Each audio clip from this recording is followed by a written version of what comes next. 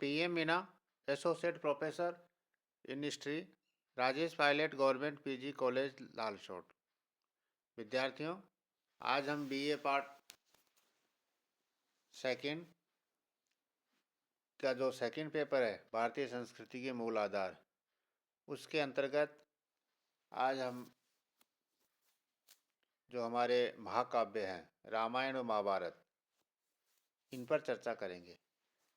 जैसा कि हमारा जो पूर्ववर्ती वीडियो था उस पर भी हमने इसी बिंदु पर हमने चर्चा की और हम उसको आगे बढ़ाते हुए आज इस पर विस्तृत चर्चा करेंगे। रामायण और महाभारत ये अति प्राचीन महाकाव्य हैं। इन काव्यों ने मानवीय जीवन के लिए जिन उद्दांत, सिद्धांत और दृष्टांत प्रस्तुत किए हैं, इनके कारण ये प्राचीन भारतीय के जीवन का प्रकाश स्तंभ थे। ऐतिहासिक ग्रंथ होने के साथ साथ ये भारतवर्ष के धार्मिक ग्रंथ भी है। दोनों महाकाव्य में रामायण अति प्राचीन है। महाभारत की रचना रामायण के पश्चात हुई है और रामायण के रचयिता वाल्मीकि और महाभारत के रचयिता महर्षि व्यास है। रामायण में वर्णित भौगोलिक सीमाएं महाभारत की अपेक्षा कहीं अधिक सीमित है। इन समस्त आधारों पर हम ये कह सकते हैं कि रामायण की रचना महाभारत से पहले हुई है।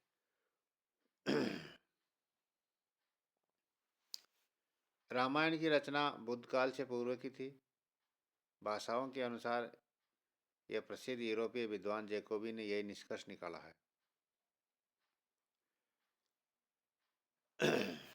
लगभग 700 ईस्वी में कुमारिल ने महाभारत का एक महान स्मृति के रूप में उल्लेख किया है। कम्बोडिया में लगभग 600 ईस्वी का एक अभिलेख महाभारत को एक धार्मिक ग्रंथ के रूप में उल्लेख करता है। 6ठी-7वीं शताब्दी में अनेक भारतीय अभिलेख में भी महाभारत का उल्लेख मिलता है।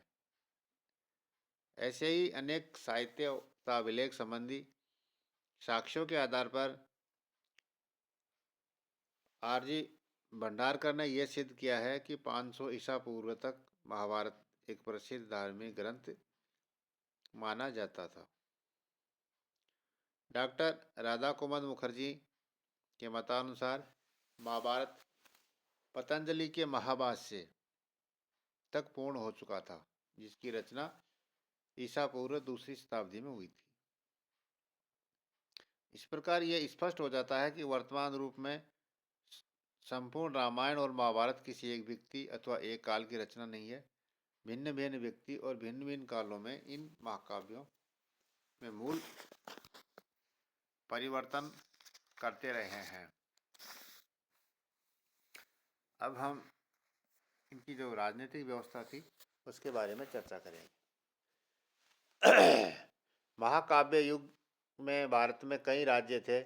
सामान्य रूप से राजतंत्रीय सरकारें थी, किंतु कुछ प्रजातांत्रिक राज्य भी थे। राजा निरंकुश शासक नहीं था, उसे न्याय और नैतिकता के सिद्धांत पर चलना पड़ता था। अत्याचारी राजा को लोग पदच्युत भी कर सकते थे। यदि राजा अपनी प्रजा को किसी प्रकार का आघात पहुंचाए तो जनता का अधिकार था कि वह राजा को मार डाले। महाभारत में कहा गया है कि अपराधी राजा देवताओं को स्वीकार नहीं है और ऐसे राजा को सिंहासन से हटाया जा सकता है। विशेष अवसरों पर राजा को जनता से परामर्श लेना पड़ता था और राम को युवराज नियुक्त करने से पहले दशरथ ने अपनी प्रजा से परामर्श किया था। सामान्यतः राज्याधिकार वंशानुगत था, लेकिन यदि ज्येष्ठ पुत्र गंभीर शारीरिक दोष है तो उस अवस्था में उसे राज्याधिकार से वंचित कर दिया जाता था। महाकाव्य काल में हमें पौर जनपद के रूप में लोकसभा का उल्लेख देखते हैं। मंत्री परिषद। महाभारत में कहा गया कि जिस प्रकार पशु मेघों पर, ब्राह्मण वेदों पर और स्त्री अपने पति पर आश्रित है, उसी प्रकार राजा अपने मंत्रियों पर निर्भर रहता है।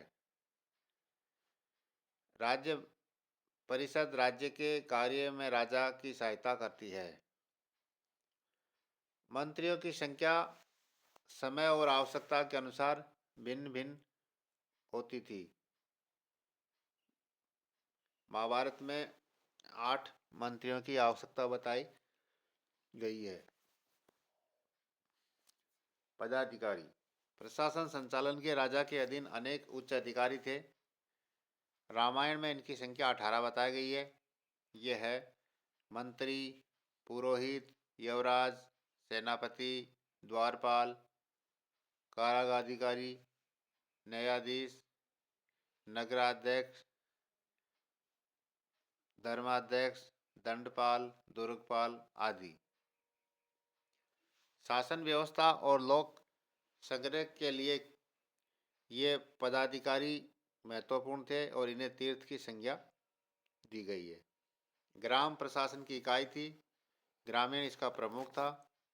ग्रामीण के ऊपर 10 ग्रामी, 20 तिये और 7 ग्रामी थे।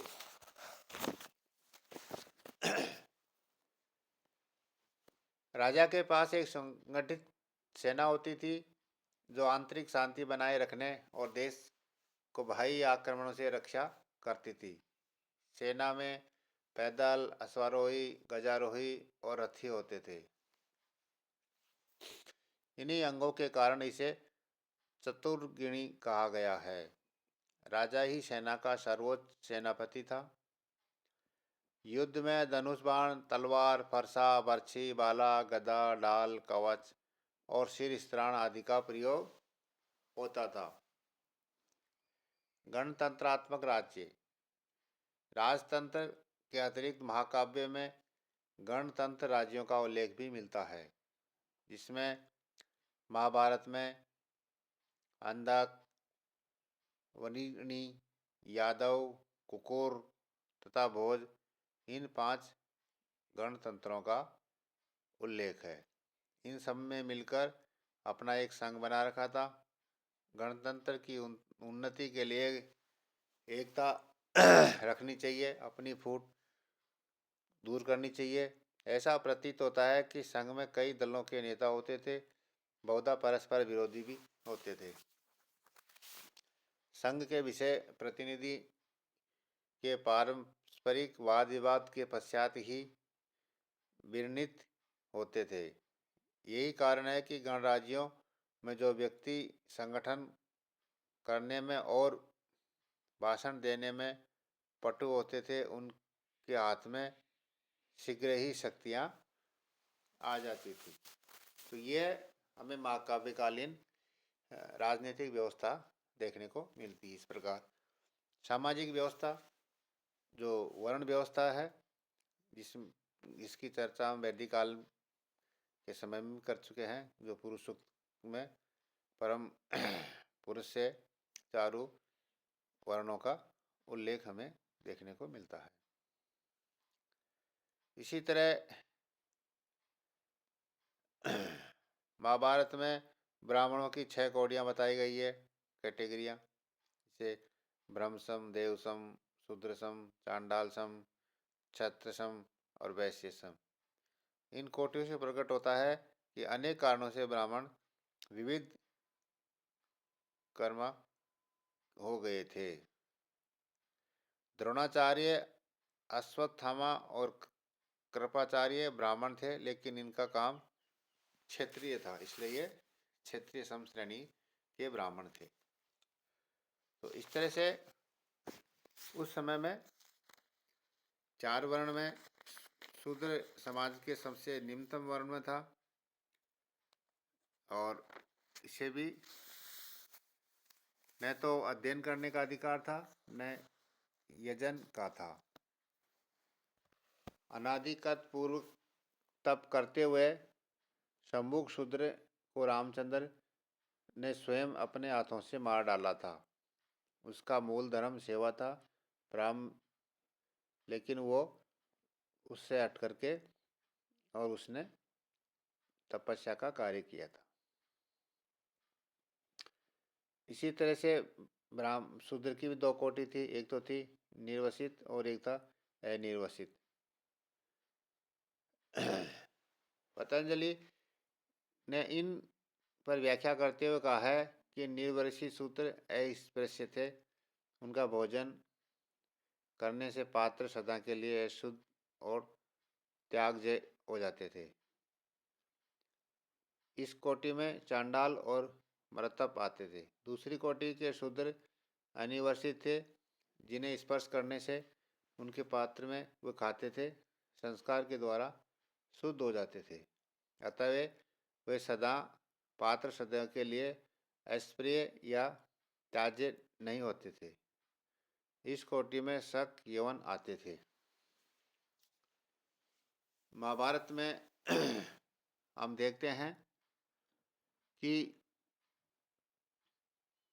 शूद्रों का आदर सत्कार होने लगा था। उदाहरण के लिए विदुर काव्य मतंग शूद्र थे, लेकिन उनके कर्म ब्राह्मणों के भांति ही सम्मानीय समझे जाते थे। अपने राजसूय यज्ञ के अवसर पर युधिष्ठिर ने शूद्र प्रतिनिधियों को भी आमंत्रित किया था। अब एकमात्र सेवक कर्म ही उनका धर्म नहीं था। अब वे वाणिज्यिक पशुकर्म और अन्य उद्योग धंधे का भी अनुसरण कर सकते थे। 4 आश्रम व्यवस्था, जिसमें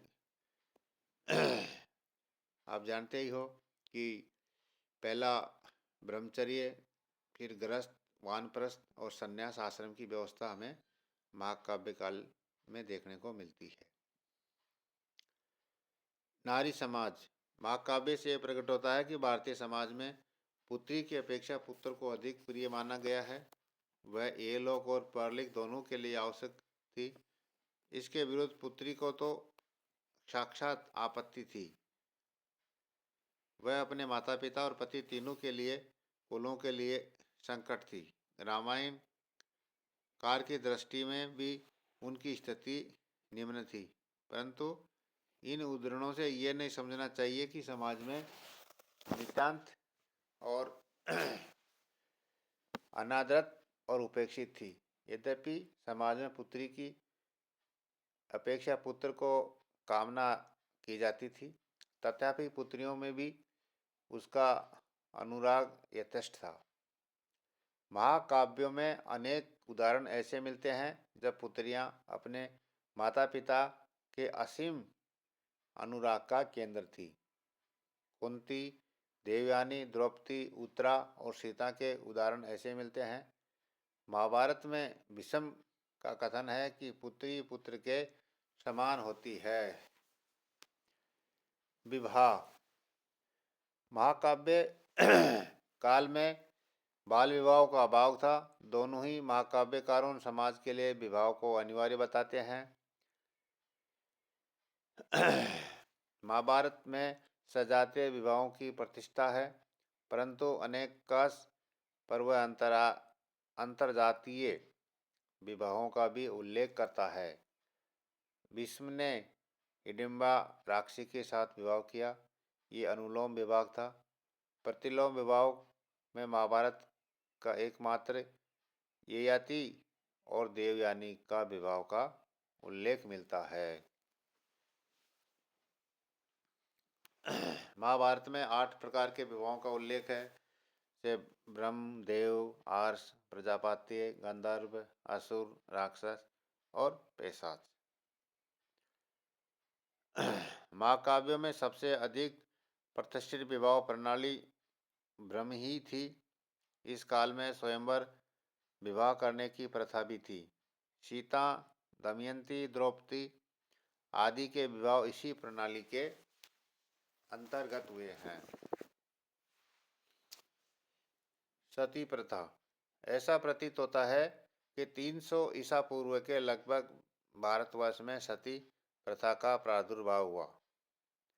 महाभारत में अपने मृतक पति पांडु के साथ मांद्री और वासुदेव के साथ देवकी के सती होने का उल्लेख है, परंतु इन दो चार उदाहरणों से तत्कालीन समाज में सती प्रथा की मान्यता सिद्ध नहीं होती है। रामायण और महाभारत के अनुसार ही बहुसंख्यक नारियां अपने पति की मृत्यु के पश्चात भी जीवित रही थी। इसमें कौशल्या, सुमित्रा, कैकेयी, कुंती, उत्तरा आदि का विशेष उल्लेख किया है। महाकाव्य काल में पुत्र प्राप्ति के लिए नियोग प्रथा का प्रचलन था।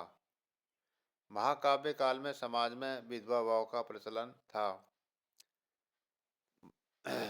बाली की मृत्यु के पश्चात उसकी विधवा तारा ने सुग्रीव के साथ विवाह कर लिया, लेकिन समाज का एक वर्ग विधवा विवाह को निंदनीय समझता था।